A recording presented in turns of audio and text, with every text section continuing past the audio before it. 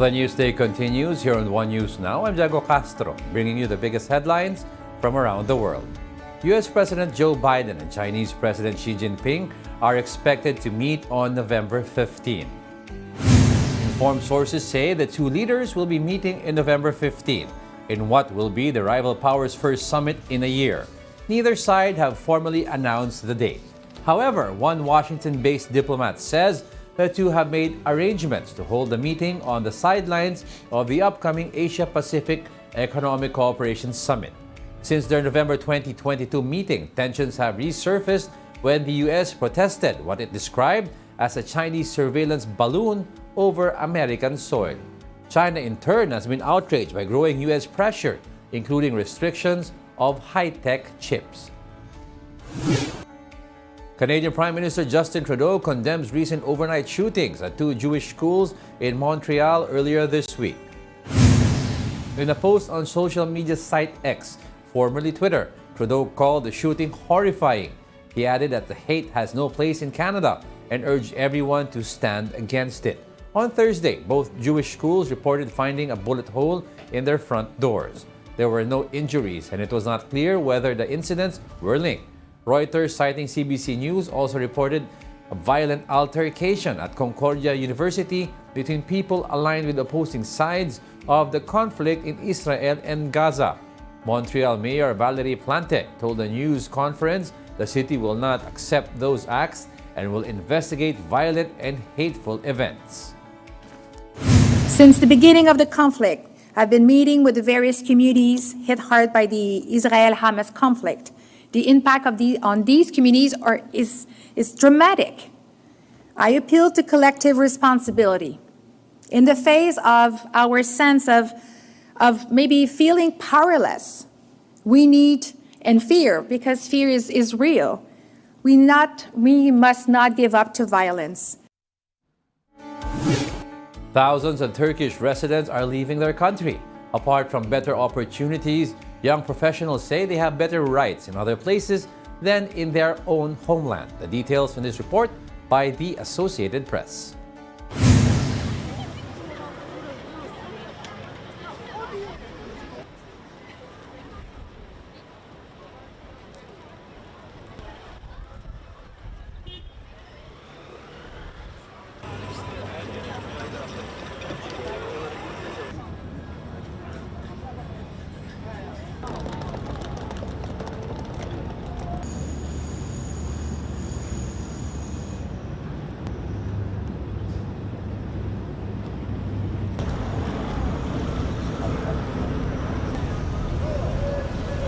I'm a civil servant. If I say a wrong thing about my government, for example, I can be fired. And in Turkey, you're not a valuable person because you can be a traitor in any time.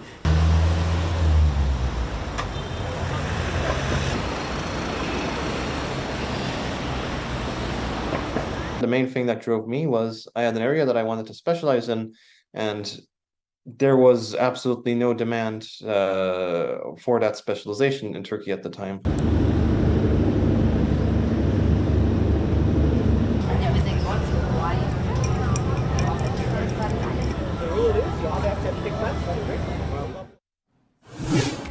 We'll be back with more stories after the break. Keep it here on One News.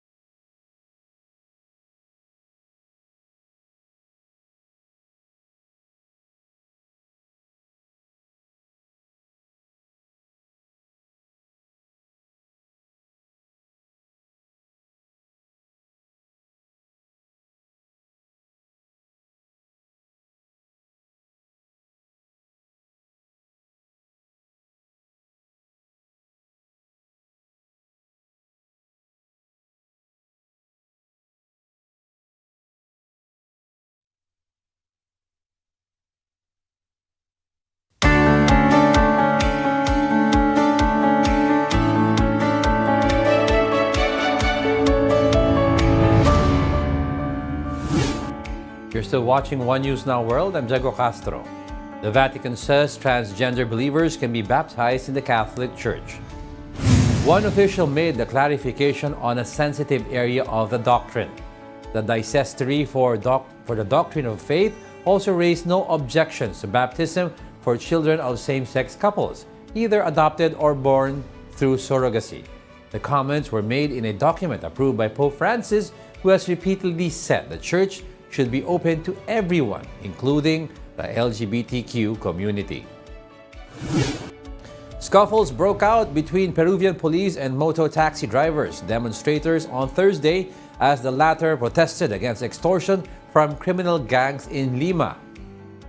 Hundreds of protesters marched on the Peruvian Congress, calling on authorities to dismantle extortion gangs allegedly made up of foreign nationals.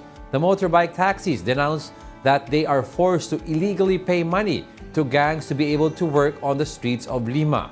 The demonstrators clashed with police when they tried to cross the building's security barriers, as officers fired tear gas canisters to disperse the protest. SAG-AFTRA members in Los Angeles have begun their celebrations after reaching an agreement on a new labor contract, which sets the stage for film and TV actors to return to work after months-long production freeze. More on this video by the Associated Press.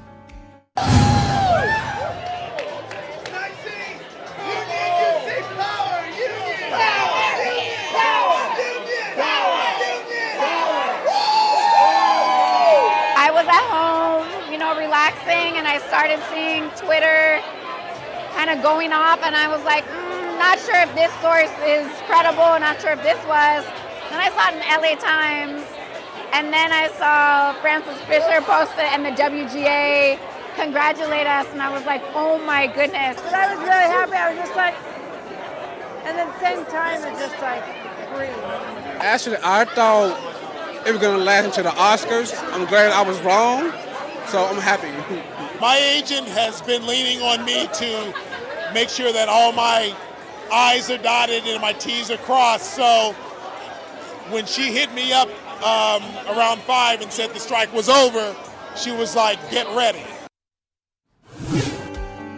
And those are the top world headlines of the hour. Join us again at 9:45 a.m. as we continue to monitor the day's biggest stories. I'm Diego Castro. We are One News. All sides, all the time.